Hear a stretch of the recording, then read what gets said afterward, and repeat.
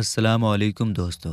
एक शख्स बताता है कि सर्दियों के बहुत ठंडे दिनों में रमज़ान के महीने की 13वीं तारीख को सहरी के वक्त मेरी पैदाइश हुई। ये हमारे पुराने पुश्तैनी घर का एक कमरा था जिसके बारे में यकीन था कि वहाँ अच्छे और नेक साले जिन्नात रहते थे जो हमेशा इबादत करते थे। होश संभालने से पहले मुझे इतना याद है कि कुछ पर्दे में रहने वाली औरतें और अच्छे बुजुर्ग मुझे प्यार से बहलाते, मेरे साथ खेलते और मुझे मीठी और स्वादिष्ट चीज़ें खिलाते थे। कई बार मेरी माँ हैरान हो जाती कि मैं दूध क्यों नहीं पी रहा, क्योंकि मेरा पेट पहले से भरा होता था। मेरी माँ बताती थी कि कई बार ऐसा हुआ कि वो मुझे झूले में सुला कर गईं और जब वापस आईं तो झूला खाली मिला।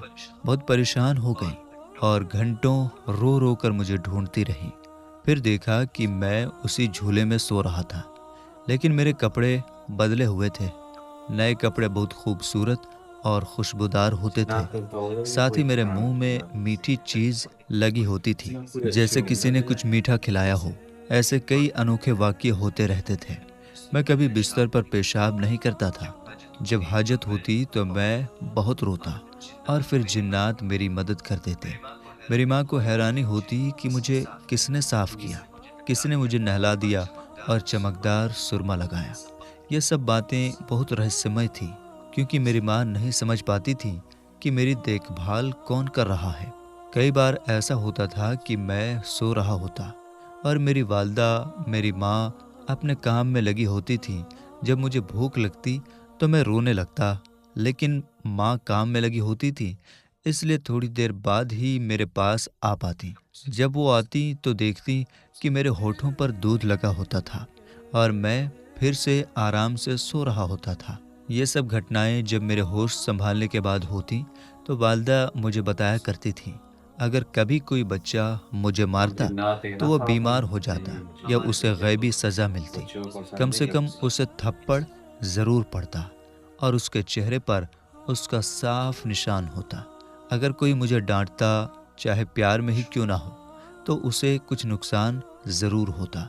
फिर उसे ख्वाब में बताया जाता कि तुमने हमारे दोस्त को मारा था, इसलिए तुम्हें ये नुकसान या सज़ा मिली।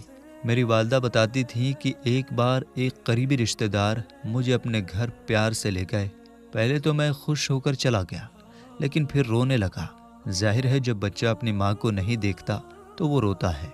जब मैं ज़्यादा रोने लगा तो थोड़ी देर के बाद अचानक मैं वहाँ से गायब हो गया और उन्हें दिखाई नहीं दिया।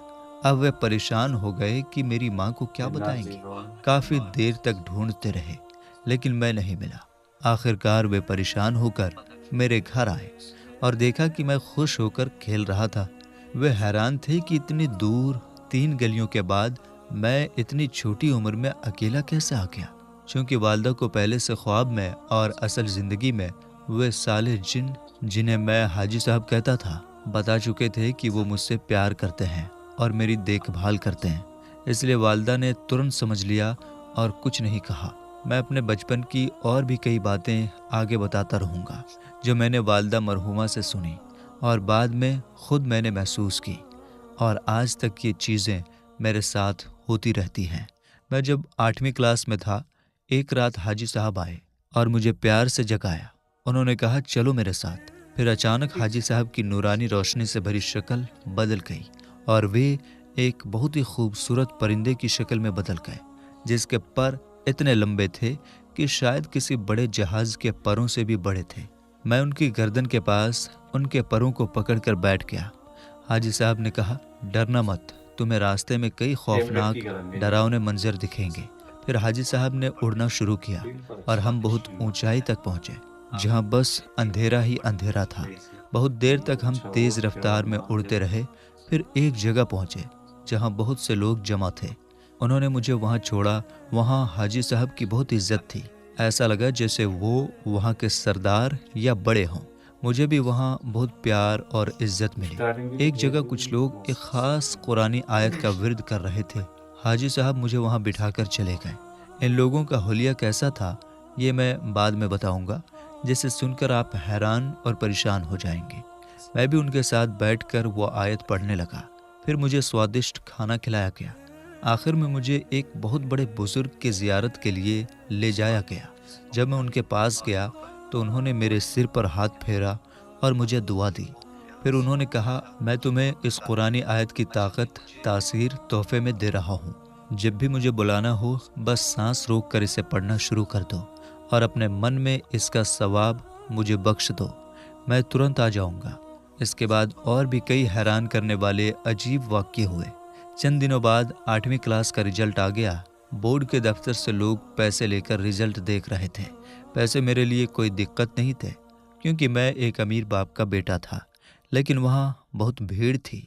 मैं सुबह 9 बजे से वहाँ था और दोपहर 3 बजे तक मुझे रिजल्ट नहीं मिल पाया।